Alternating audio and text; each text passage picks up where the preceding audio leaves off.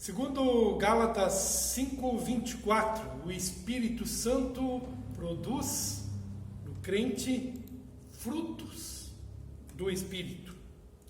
A lista dos frutos são amor, alegria, paz, longanimidade, benignidade, bondade, fidelidade, mansidão e domínio próprio. Estudo de hoje, nós queremos fazer a segunda parte do estudo sobre o fruto da bondade. E aí vem a pergunta: o ser humano é bom? Pode ser bom? Conforme nós vimos no estudo anterior, o ser humano não é bom, não é mais. Embora na criação, conforme lemos em Gênesis, no capítulo 1, após a criação, Deus disse, viu tudo quanto havia feito e eis que era muito bom. Toda a criação. Também o ser humano, como parte especial dela, tendo sido feito à imagem e semelhança do Criador. Mas nós conhecemos a história e sabemos o que aconteceu com Adão, com a Eva, comigo e com você. A desobediência no pecado, a rebeldia a Deus, o desejo de viver de forma autônoma, como se Deus nem existisse, nos coloca num estado caído, no qual este muito bom deixou de estar em nós como realidade. E passamos a ser, conforme diz em Jeremias 17:9, enganoso é o coração humano, mais do que todas as coisas, e desesperadamente corrupto, quem o reconhecerá? Irreconhecível mesmo. Este ser humano, hoje, corrupto, comparado com o que ele era na criação primordial. Então, é claro isto, que o ser humano não é bom, não é mais, mas ele pode vir a ser bom. O ser humano pode realizar atos de bondade, sim, em nascendo de novo pela fé e recebendo a graça do Espírito Santo que nele habita, e então produz frutos do Espírito, dentre os quais a bondade. Essa é uma realidade para os renascidos na fé. E nós, então, como um reflexo da bondade divinal, podemos, com a ajuda de Deus, sermos bons também. Porque assim nós lemos em 1 João 4,19, nós amamos porque Ele nos amou primeiro. E assim também poderíamos dizer, podemos ser bons porque Deus é bom. Mas de longe, os nossos atos de bondade serem perfeitos, como perfeito é a bondade de Deus, assim como também o nosso amor não é perfeito, embora sendo Deus amor perfeito. Mas então o que é na prática esses atos de bondade, este fruto da bondade na vida de um crente renascido de novo pela fé e que tem frutificado nele fruto do Espírito, bondade? Aí eu gostaria de com vocês examinar dois textos bíblicos. O primeiro é Mateus 25, 35 e 36, que diz: porque tive fome e me destes de comer, tive sede e me destes de beber, eu era forasteiro e me hospedaste, eu estava nu e me vestistes, enfermo e me visitastes, preso e fostes ver-me. Isso Jesus falou no que diz respeito ao grande julgamento, quando na presença de Deus, nossa vida toda será examinada, e há de se perguntar se haverá em nós estes frutos, entre eles o fruto da bondade, que nos leva a fazer essas coisas bem práticas: dar de comer, dar de beber, acolher, hospedar, vestir o nu, visitar o enfermo, consolar o encarcerado, e assim por diante.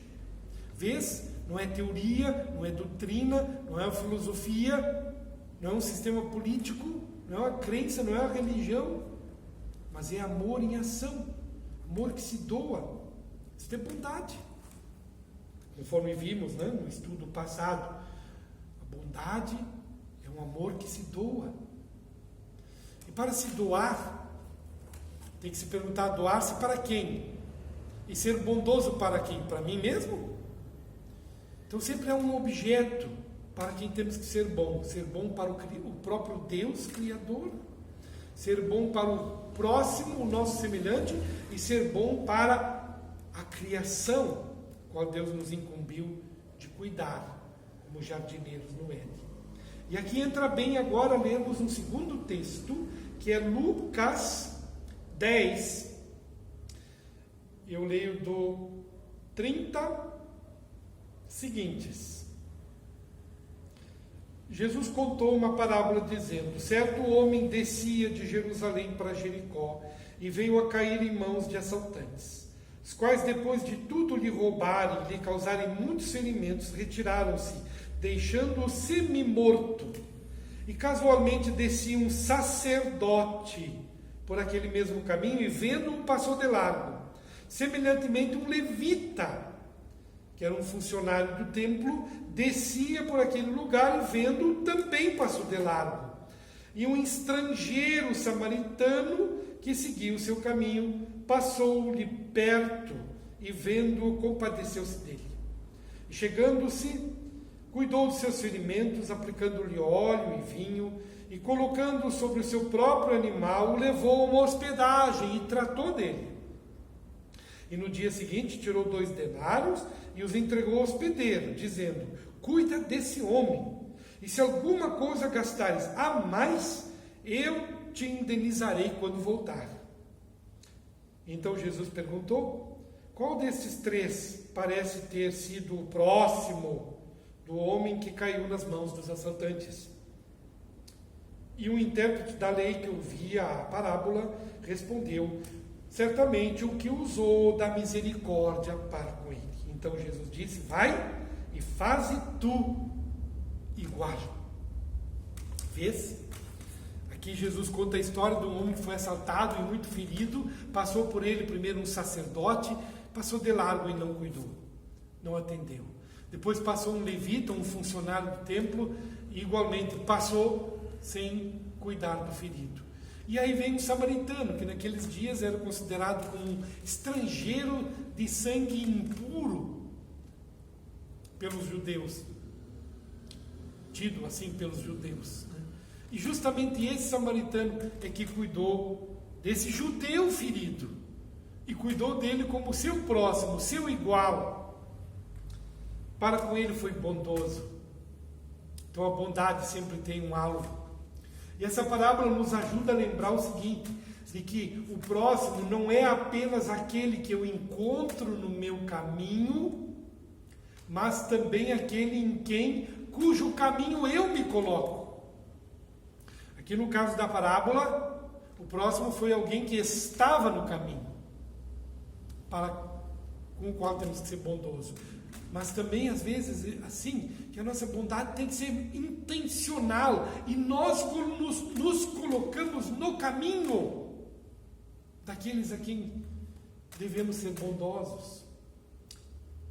Nos colocar no caminho da vontade de Deus, nos colocar no caminho do nosso semelhante e nos colocar no caminho da criação. E hoje é um tema, né, tão comum, a natureza, a qual temos que cuidar.